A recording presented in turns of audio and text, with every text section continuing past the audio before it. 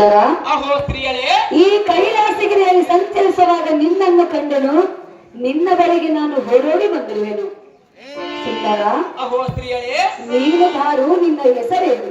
ಇಲ್ಲಿ ಕುಳಿತು ತಪಸ್ಸು ಮಾಡಲು ಕಾರಣವೇನು ಸುಂದರ? ತಿಳಿಸು ನಿನ್ನ ವಿಚಾರ. ಅಮ್ಮ ಕಮಲಮುಖಿ, ನಾನು ದಾರಂದರೆ ನೀನು ದಾರು. ಈ ಹಿಳ ಮಂಡಲದೊಳಕೋಟಿ ಸೂರ್ಯ ಪ್ರಕಾಶ ಪ್ರಜ್ವಲನಾದ ಜಮದಗ್ನಿಯ ಸಂಭೂತ ಪರಮ ಪ್ರಖ್ಯಾತ ಪರಮ ಪತಿವ್ರತೆಯಾದ ರೇಣುಕಾದೇವಿಯ ಗರ್ಭದಲ್ಲಿ ಜನಿಸಿದ ಭಾರ್ಗವ ರಾಮನ ವಿಖ್ಯಾತ.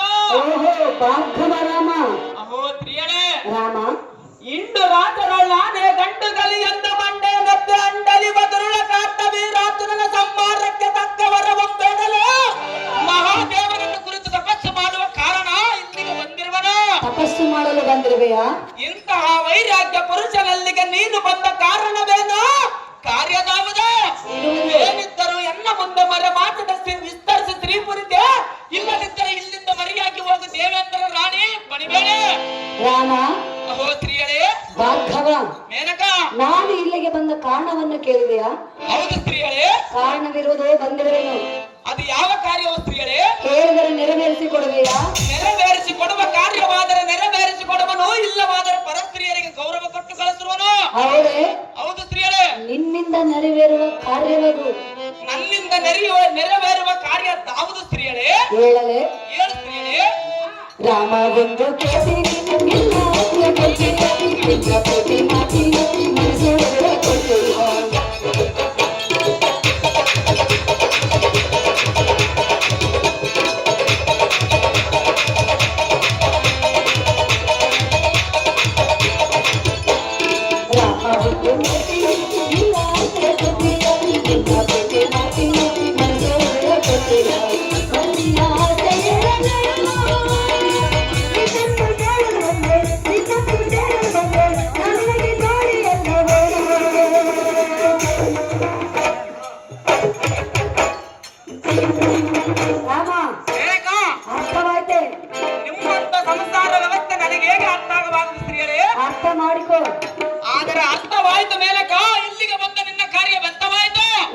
ವ್ಯಕ್ತವಾಯಿತು.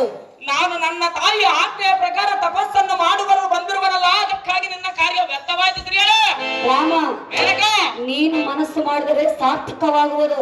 ಅದು ನಾನು ನಿನ್ನ ಕಾಮದಾಸೆಯನ್ನು ನೆರವೇರಿಸಿದರೆ ನನ್ನ ತಾಯಿಯ ಕತ್ತನ್ನು ಸೀಳಿದಂತಾಗುವುದು ಸ್ತ್ರೀಯರೇ. ರಾಮ ಬಂದು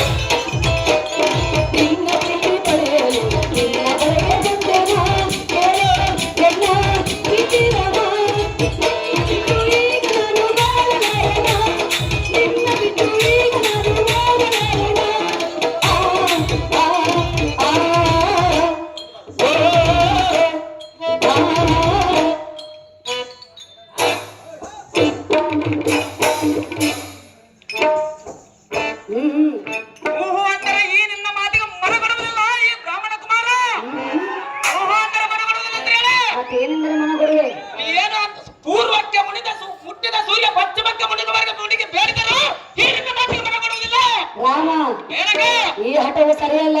ನಿನ್ನ ಹಠವು ಬಿಟ್ಟು ನಿನ್ನ ಅಂತಃಪುರಕ್ಕೆ ನಡೆಸ್ತೀಯಲ್ಲ. ರಾಮ ಬಂದು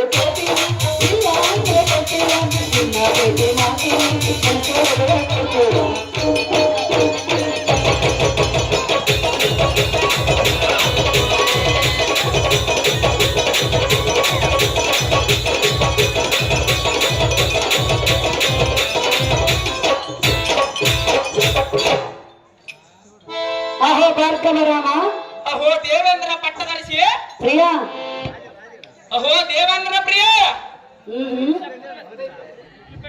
ರಾಮ